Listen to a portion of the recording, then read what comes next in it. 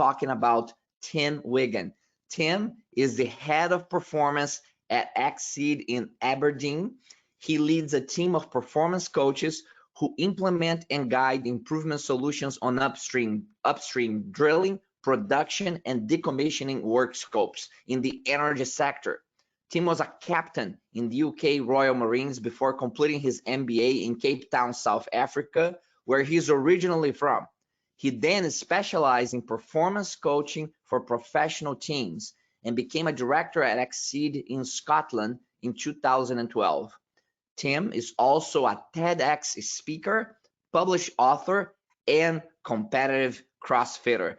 Tim, it's always a pleasure and a joy to have you with us, sharing your vast experience and expertise in the area of transformation.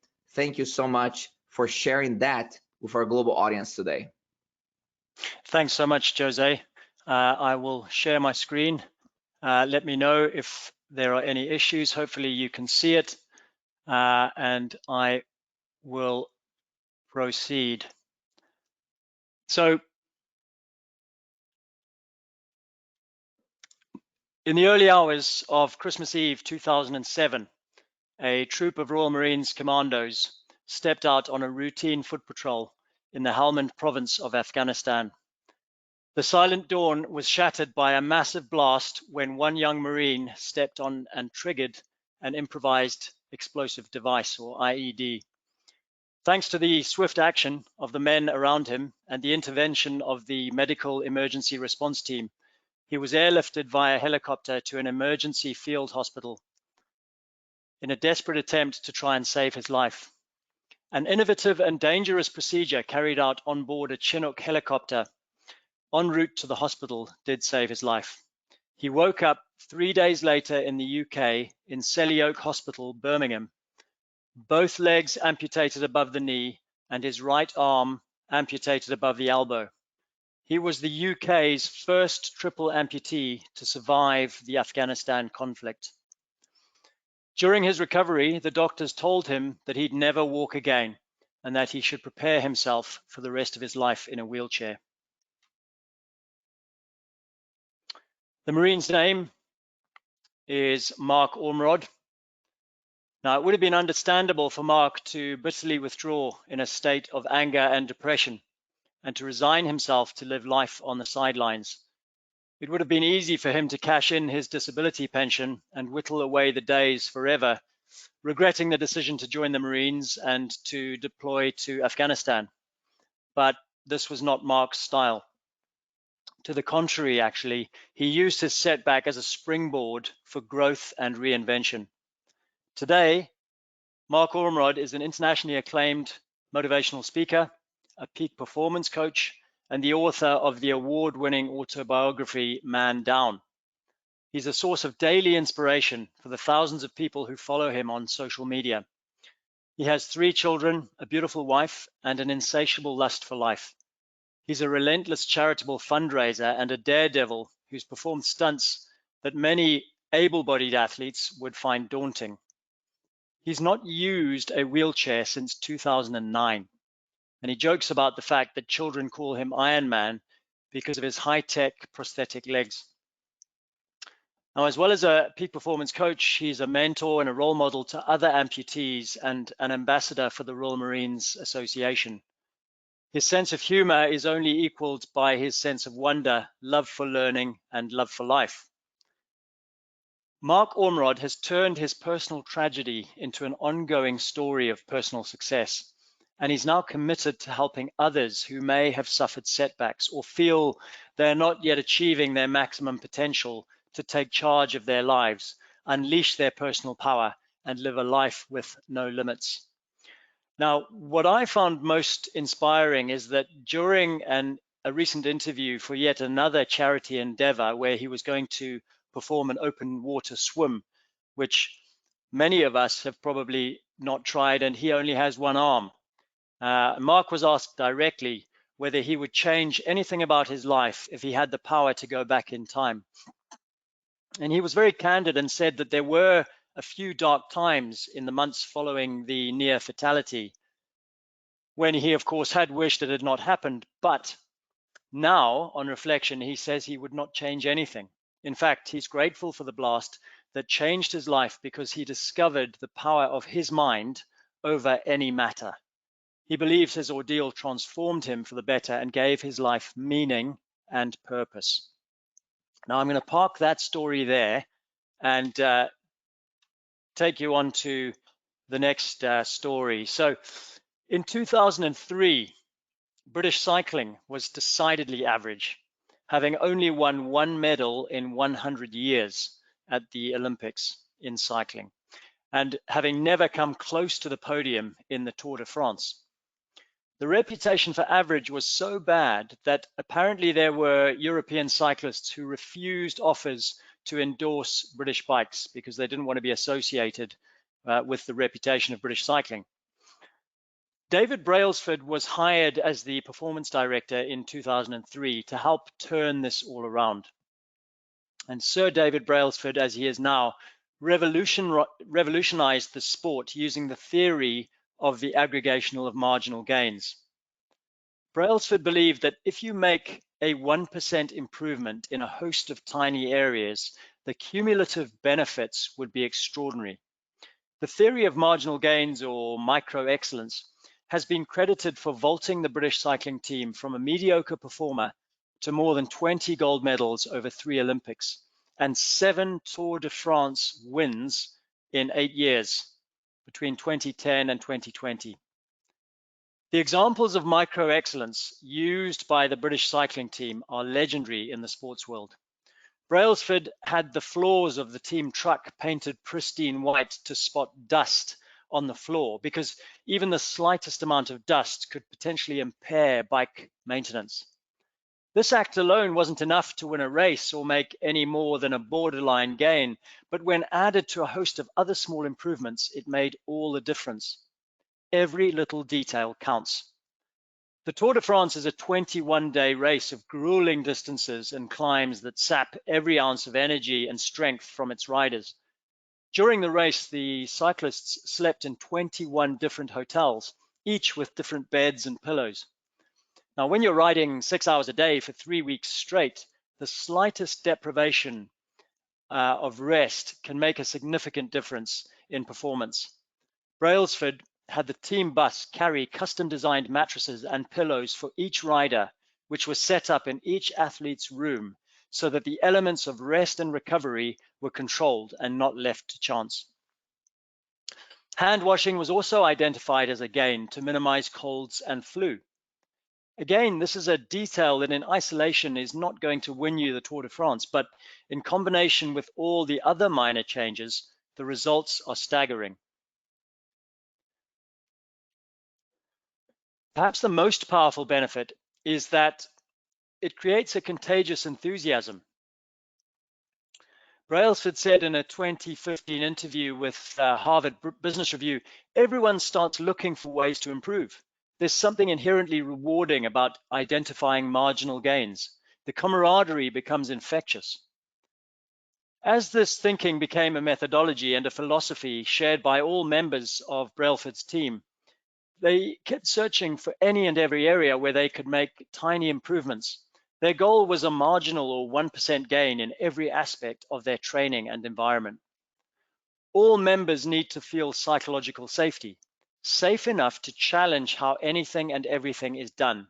If you see it, you own it, becomes the guiding mantra. Individually, each incremental change may have seemed unnecessary or random, but collectively, they helped create a powerhouse with a level of success that became the envy of the cycling world. It's a lot easier to focus on manageable improvements where you see specific results than to chase big ideas that may lead nowhere. But the dedicated focus on improvement in the smallest of tasks that no one wants to spend time on is actually what separates the elite few from others who are often more gifted and talented, but never realize their potential. And again, I'm going to park that story there and go to one more story. I'll never forget the 1995 Rugby World Cup. I was born and brought up in Southern Africa in the 1970s and 80s, so I was aware of the racial divide and I was aware of the rugby divide. The mood in South Africa at that time was one of anxiety and insecurity. When the great Nelson Mandela was voted into power in 1994, he confronted the racial divide in an unexpected way. He forgave and he reconciled. He had also played a hand in ensuring that the Rugby World Cup would be hosted in South Africa in 1995. Now, the Springboks were not really given a realistic chance of winning the tournament. In fact, they were seeded 9th out of 16 teams going in, part of the bottom half. They scrapped their way to the final, but no one gave them a chance against the mighty All Blacks who had Jonah Lomu in their team. The final itself was incredible, but what Mandela did was make the improbable possible. He created the conditions for a chance in a million. In fact, a chance for 43 million. You see, Mandela understood the magic of mood set. He understood the ingredients of inspiration and the idea of Invictus, which means unconquerable soul. Mandela was by then an icon, a global leader. Can you imagine how it must have felt for the squad when he appeared in the Springbok changing room, unannounced? And he was wearing a Springbok jersey, and it had the same number as that of the inspirational captain, Francois Pienaar. Apparently the team was so pumped up they were ready to run through walls for him. Before the national anthems, Mandela appeared on the field and the stadium erupted. After the game, when Mandela presented the trophy, the entire crowd started chanting, "Nelson, Nelson, Nelson, Nelson, Nelson, Nelson."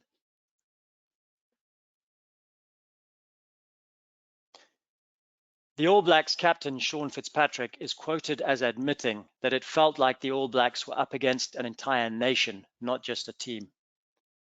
He said the power that Nelson Mandela brought into that stadium on June the 25th was incredible. I'd never experienced anything like it. Mandela saw that event as an opportunity to unite a country.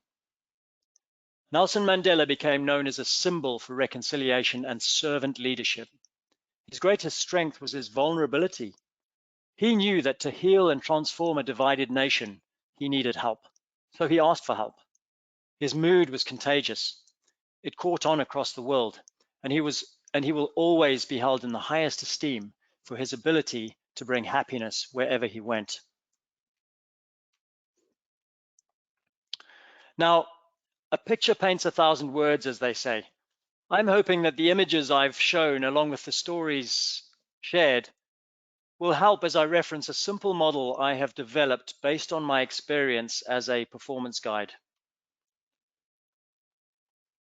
So the 3M model to mastery shows the balance needed between mindset, method, and something I call mood set in order for excellence to be sustained.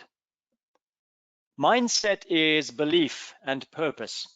It includes attitude and perspective.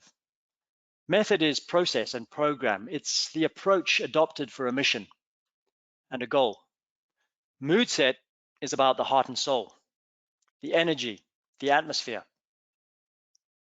In my experience, leadership, teamwork, and discipline should provide the glue between the 3Ms to accelerate that mastery. This is about unlocking our best selves, or best we can be as a team, no matter what industry we're in. So key takeaways at this stage would be mind over matter, marginal gains, and mood is contagious. I enjoy reading books about high performance teams and team excellence, of which there are of course many out there. Legacy by Jim Kerr about the All Blacks is a great example. Now, another book that I read last year and can recommend is a book called The Culture Code by Daniel Coyle. The author spent years researching the secrets of highly successful groups. He was interested in how people show they care, how excellent groups unlock true synergy, and what is most important in achieving consistent success. Daniel Coyle visited and researched 8 of the most successful groups in the world over a 4-year period, including the likes of Pixar and the All Blacks themselves, so across different industries. And this is what he found. The top 3 criteria for success were these. 1, establish purpose, clearly communicate and enroll others in shared goals. 2, build psychological safety, engender trust and belonging. And 3rd was share vulnerability, be transparent and show fallibility.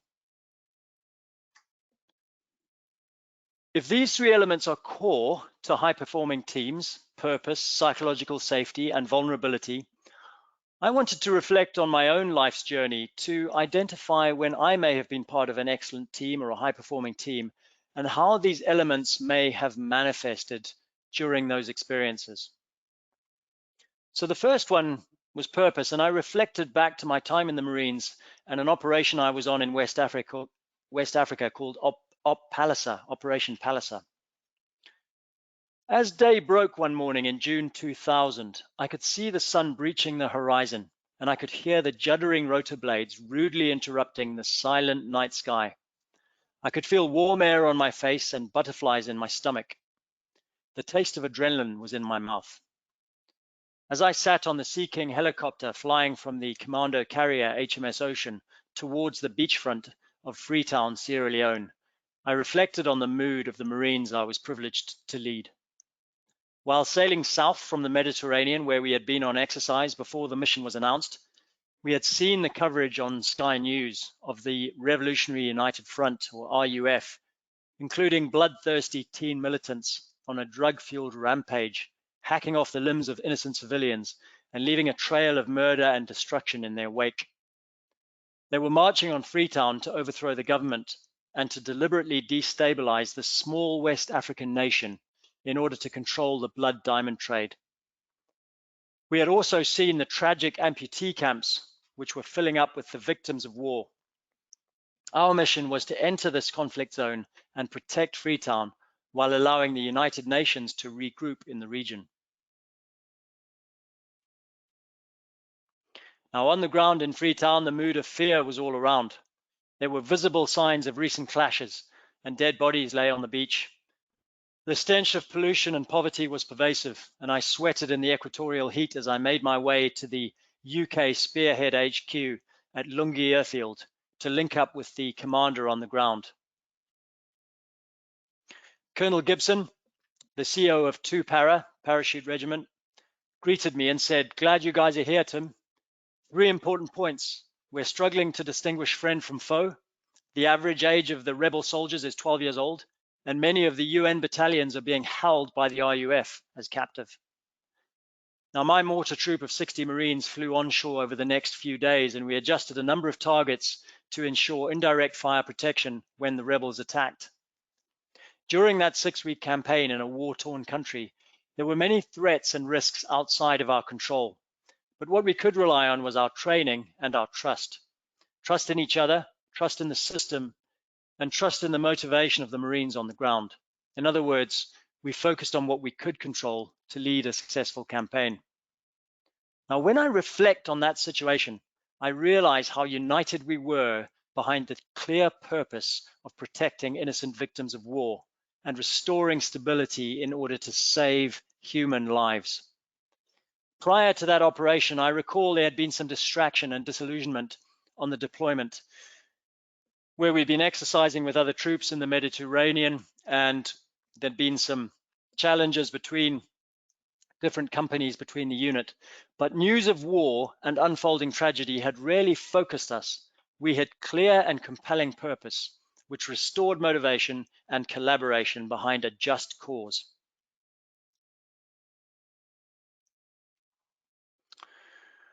So, psychological safety.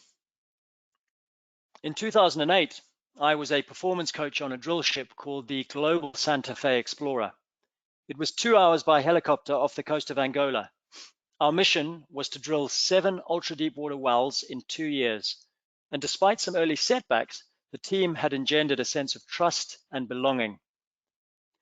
Halfway through the project, there was a crash in the oil price and a change of onshore leadership in the wells team we were supporting. And unfortunately, the negative impact that change had on the prevailing mood of the offshore team was palpable. Daily calls felt like the proverbial witch hunt. Heads dropped, and an announcement that this new superintendent, along with the country manager, would be visiting the rig caused alarm and angst amongst the crew. The depressed mood on deck had a negative impact on safety and performance. I remember reflecting on the fact that the bullying language and behavior from the onshore leaders was causing more mistakes because of fear, a team on eggshells. When the chopper landed on deck with our visitors, the accommodation area of the rig was deserted. You would have been forgiven for wondering if the crew had somehow disappeared. No one wanted to see or speak to the Grim Reaper, so the well site leader was left on his own to host his bosses. Many on the rig were miserable for the duration of the visit. I could feel the nervousness among the crew during pre-shift meetings and even in the galley. I could see the anxiety on the faces of service personnel. But something interesting happened. When this new superintendent tried to force sweeping changes to the way things were done, the offshore well site leader finally pushed back. It was like watching a reluctant hero standing up to a playground bully. Our offshore team rallied behind our leader, who had the courage to defend a proven and performing group. And the bully saw this and backed away. The offshore mood lifted with his chopper off the rig, and in fact, within months, he had been moved on elsewhere. Morale and mood rebounded. It was like a dark cloud of gloom was replaced by a sunny day. I literally felt that team mood lift from hopeless to hopeful, thanks to some positive and inspirational offshore leadership. Psychological safety was restored. The campaign went from strength to strength after that, with a proven method for teamwork and team learning. Enough time and cost was saved for 2 extra wells to be drilled within the original budget. Onto vulnerability and family. At the start of lockdown, I committed to doing a CrossFit workout every day, and often my kids would be involved or nearby. I looked forward to this, but after only a week, I noticed that as I was going into the man cave at home, my 3 kids were coming out. "It's all yours," they would say. "Thank you for giving me the space," I replied. But I was missing our shared time together. So the following week, I decided that I would surprise them by starting an hour earlier, when I thought that they might be keen to join me. As I walked in, I could see the look of disappointment on their faces as they looked up from their iPads. "Do you mind if I join you?" "No, thanks. We'll leave the man cave." Now, I knew that something was wrong, so I asked my daughter Leola, "Where are you going? Don't you like working out with your old man?" She looked me straight in the eye and said, "We stay away from you when you want to work out, Daddy, because we don't want to catch your grumpy mood." Now, I thought I was just being focused, but perception is reality, as we all know. I realized then that my kids sometimes avoid me because of the way my mood affects the atmosphere at home. Having learned the hard way many times before, I realized it was time to ask for help. Now, my wife confirmed that barking orders might work for the dog, but was not appreciated by the human contingent in the house. The atmosphere I create at home affects my kids' willingness to be around me. At times, the kids are walking on eggshells around us parents to try and avoid an upset.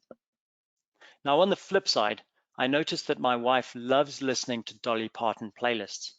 So when things were a little tense and she was clearly at the end of her tether one evening, I quietly asked Amazon Alexa to play Dolly Parton. Well, my wife's mood shifted from beat up to upbeat in a heartbeat. It was impressive to watch. Okay, the bottle of wine might have helped, but it was still impressive. I then applied this strategy during car journeys with the kids. Let them choose the playlist to get them in a better mood. It worked. Creating a climate in the car that improves the mood of the majority helps the journey and gets us happier to the destination. In fact, play in general is great for family mood set. Playing cards or Monopoly or visiting the playground, all of these activities make my personal playbook for mastering mood set at home. I realized that being vulnerable and admitting my shortcomings can break down barriers with my wife and kids. I now do that a lot more often at home. As one of the leaders in the family, it's all about my language and my behavior. Less me and more we. More listening, less telling. And being vulnerable about when I need help. Amazing how powerful those three words can be. I need help.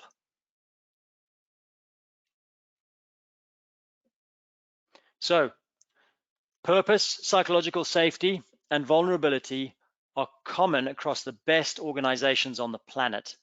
And if we think hard, we realize this has applied and can apply where we work and at home to build something great.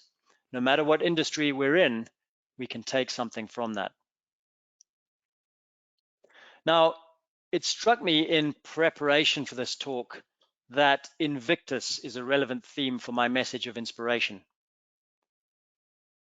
It's perhaps a golden thread that runs through this message. Mark Ormrod has been a champion at the Invictus Games, overseen by Prince Harry. And Mandela and his masterful leadership at the 1995 Rugby World Cup inspired the movie Invictus.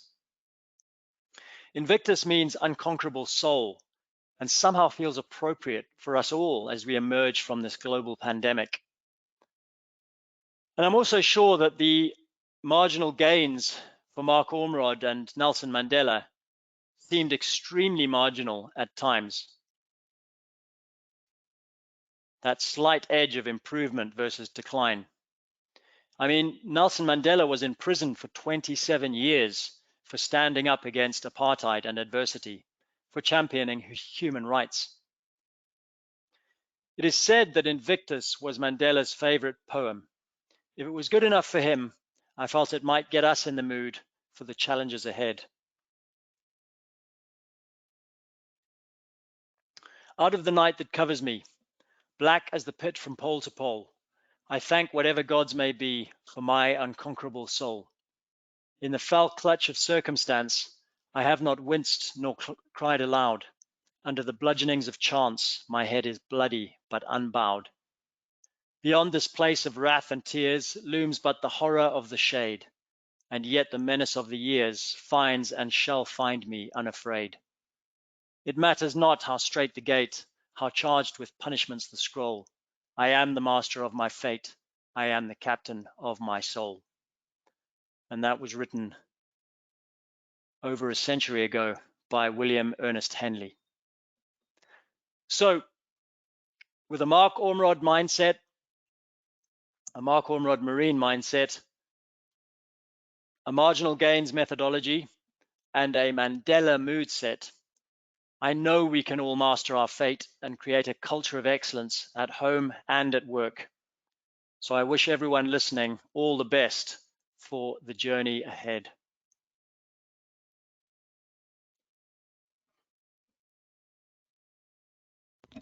Terrific, Tim. Well done as usual, and inspirational and practical. Let's talk about some of the commentary that came up during your talk, Tim. Let me bring my camera back in here. Specifically, people start jumping onto the vulnerability piece, that it's hard to be vulnerable, let alone be vulnerable in an organization where everything from educational systems and performance systems in organizations is about, to a large extent, creating this environment where you have this facade of control and perfection and really lack of vulnerability. How do organizations start shifting that so that you can harvest the benefits of a more vulnerable approach? It's a great question, Jose, and I've thought about that before. I've been asked that before, and I think the first step, which most leaders would be willing to accept and to take, are those three words. I need help, because let's face it, as a leader, you do need help. I need help. We all need help, and just by using those three magic words, it's amazing what can happen.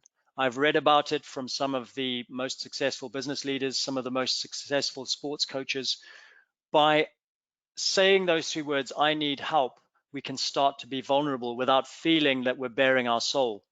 Now, over time, of course, we can mature through that and be more specific about where we're needing help, which, let's be honest, Jose, you know, on the back of this global pandemic and lockdown might include our mental health and wellness, where we're seeing increased concerns about how this lockdown has affected, particularly the vulnerable, those that have been older, living on their own, isolated.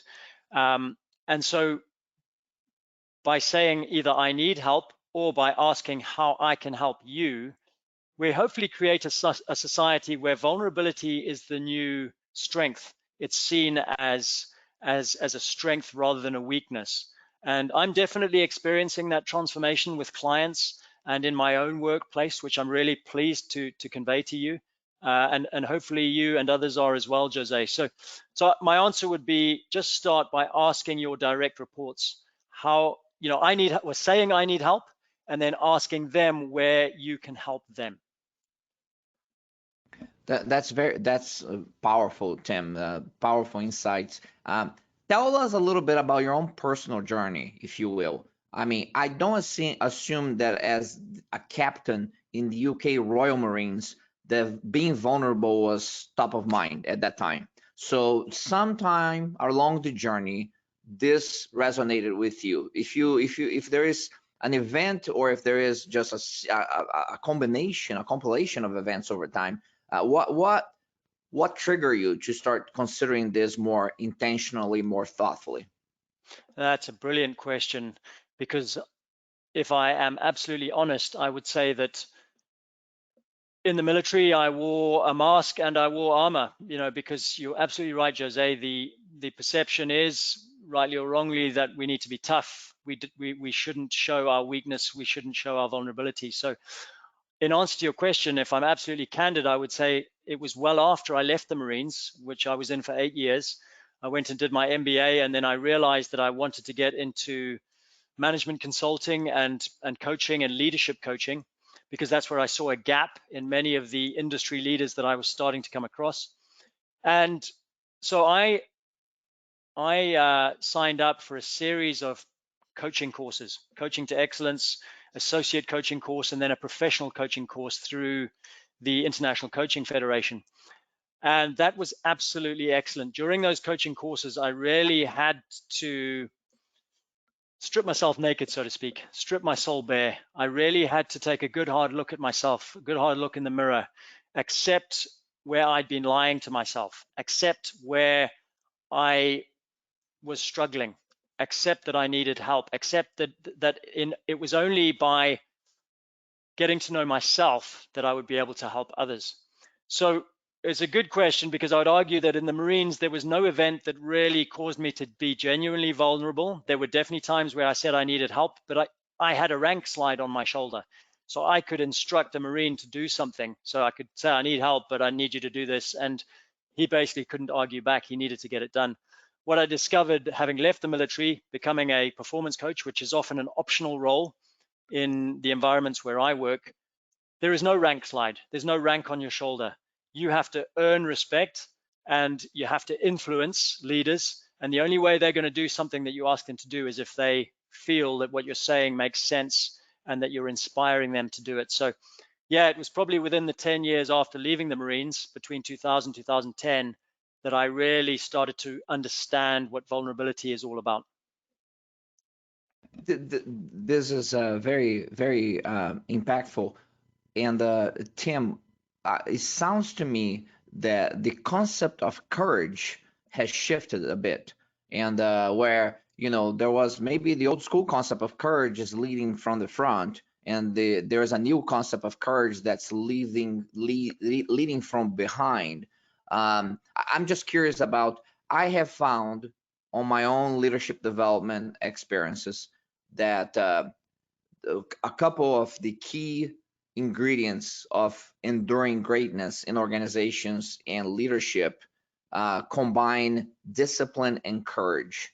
There is a lack of courage overall in organizations. I'm curious about your view of courage. Every time I talk to organizations at all levels, when people are really vulnerable to a certain extent, they talk about the lack of courage around the organization. Curious about your view of courage, as you have such a diverse experience, you know, in the military and civil organizations. Has courage evolved a bit in the last couple of decades? Yeah, I mean, first of all, I would say you do a fantastic job, Jose, of kind of leading, from behind, so to speak. In other words, you have the courage to step up and lead these webinars, and you've done so many of them. I've watched many of them, and you do a fantastic job of bringing the courage to inspire others. And you are facilitating, so you're often in the background. You kind of make sure that we feel comfortable, and then you have the courage to ask the questions that need to be asked. So I would use you as an example. I would also say that, we don't need to look much further than Nelson Mandela as a true example of leadership with courage, but servant leadership with courage. So you can still be courteous, respectful, and kind, and that that can mean that you can give honest feedback, which might be quite hard hitting, and might actually be so hard hitting that the recipient doesn't want to hear it, but you can still deliver it in a kind and courteous way, but have the courage not to avoid saying it just because you're worried about hurting their feelings or worried about how others might think of you. And so for me, courage is about calling it the way it is, outing the truth. The truth needs transparency, truth, and trust. I see as the 3 T's for a strong organization. So leaders need to be transparent. They need to have the courage to be transparent. So even when things aren't going well, people know when you're lying or when you're spinning the truth. So you have to tell the truth. But that transparency then builds trust. So being transparent with the truth, I believe, builds trust in the organization, and that starts to build a high-performing culture. If you've got the courage to do that, then you're a servant leader, but you're also a high-performance leader. Yeah, that's very insightful, Tim. We have I think you and I have many who are attending this conference either live or they're watching this broadcast a little bit later, which, we have over 1,100 registered participants, and a lot of them are going to consume this content via videos later on. And I know, based on the questions that I received during the live events, some of the things that they're interested in, and they have this common passion for excellence, and maybe I'll call it the pursuit of greatness. And it requires purpose, it requires passion, discipline, resilience. It is interesting because you and I have been experiencing, but also studying excellence for a few decades now, but we come at it from very different angles. You are a captain in UK Royal Marines. I am some kid from the streets of Rio de Janeiro, Brazil, and we have these very different paths. But inevitably, what we find is that I feel that when you spend enough time, evaluating these things intentionally, you come to certain conclusions. They're equivalent, but we use different words for them because of our personal and professional experiences. So, for example, I talk a lot about collaborative leadership, which is the requirement to surround yourself with people with different perspectives, and they have with the ability to voice their disagreement without fear of retaliation. And there's courage in there, there's vulnerability in that on both ends. And I'm curious on that, setup. Fear of retaliation, fear in general, it's pretty high in organizations. And how do you deal with that fear? It's at all ends. It's the senior leadership. I mean, there's a fear on senior leaders to become vulnerable, as much as there is a fear at lower levels to be retaliated against for doing something wrong, for making a mistake. How do you bring this all together and start lowering the fear and anxiety level? You talk a little bit about creating spaces, psychological safety. Curious if you can discuss a little bit more about how do you do that? Yeah, I mean, exactly as you've just finished with that question, Jose, it is about psychological safety. This was a big finding in Daniel Coyle's research, which, don't forget, was 8 organizations over 4 years, and these are proven high-performing organizations. So, that that feedback is as clear as it ever needs to be, that psychological safety is essential. You know, your question is, how do we create that? And it's a great question. And I won't pretend that we have a silver bullet for that. What I would say is that one of the initiatives that myself and the coaching team that we have here at Exceed implement with clients that we're working with is something called Work Smart. It's a Work Smart program, and it's not dissimilar to Lean, Kaizen, all of these initiatives which we've seen for decades, where but you have to be genuine about it. So it's appealing to the workforce to submit ideas for how things could be done better. And I liked your point about diverse organizations. You know, there's strength in diversity. So we're interested in everyone's ideas, even if it's outside their field of expertise. They might take that objective perspective and say, but what about this? And that, sometimes perceived as a stupid question, can sometimes be the best question ever asked, because it results in an innovative change, as you would know better than most, Jose. So with WorkSmart that we implement, the key for it is that you give feedback to every single individual who submits an idea. And not only that, but they see that coaches, in our case, make sure that the key leaders onshore and offshore, if it's an oil and gas project or in any industrial environment, that on a weekly basis, all of those ideas are genuinely looked at and considered by the leadership team. And even if it can't be implemented, there's a reason why, and that is fed back to the contributor. That then starts to create a virtuous loop of psychological safety, because people feel that their ideas are genuinely welcome. And if they challenge something, they're not going to get shot down. They're actually going to be thanked for their contribution. So that would be one part of an answer to your question, Jose. I hope it helps. It does very much. One final theme that I want to bring up here, Tim, from the audience, and it is the impact of exponential technologies in the way that we work and the way that we live today. How does that affect the human element and the human performance in this world now that's so dominated by digital technologies? So how is that shifting? Yeah, that's a great question. And what comes to mind for me is that it's a double-edged sword. You know, digital enablers are absolutely fantastic, and we're seeing that at an incredible pace. And I would never dispute that. Equally, however, digital can be a major distraction. We've seen that with social media. And distraction is a key human factor, which can lead to dangerous incidents in particularly the heavy industries. So digital is both hugely enabling and really exciting, and equally a massive distraction, which can take people's eye off the ball. It can lead to really bad accidents, as we've seen ad nauseum, ad infinitum on YouTube. You look at some of the people distracted by their mobile phones walking across a road and then get basically hit by a car. I mean, sadly, that is very prevalent. So I think, you know, human factors, digital factors in combination contributing to improved performance in any organization.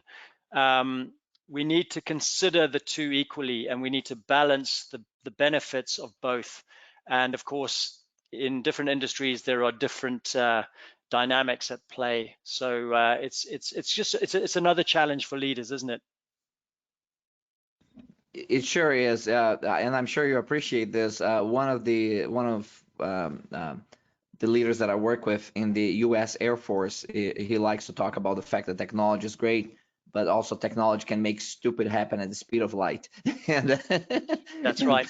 Because not only the distraction that you talked about, but also, you know, the love for technology that's not really being very helpful for your mission and your purpose. And you captured this so well, you know, great enduring organizations and the work that Coyle did as well. You have psychological safety, you have the vulnerability, but it all started with a very clear purpose. Yes. And that you can align on it, and technology is another one of those components. Tim, It's always a pleasure. Again, congratulations on becoming a TED speaker. I've watched your video. It's fantastic. I encourage everyone who's watching today to go watch Tim's video on his TEDx talk and support him there. It's a fantastic insights that he shares there as well. And as usual, very grateful for your time and generosity of sharing your expertise with our global audience today. Always great to spend time with you, Jose. Thanks for the opportunity and all the best. Thank you. Ladies and gentlemen, Tim Wigham, Head of Performance at Exceed, and always a gift to have Tim with us sharing his wisdom and expertise.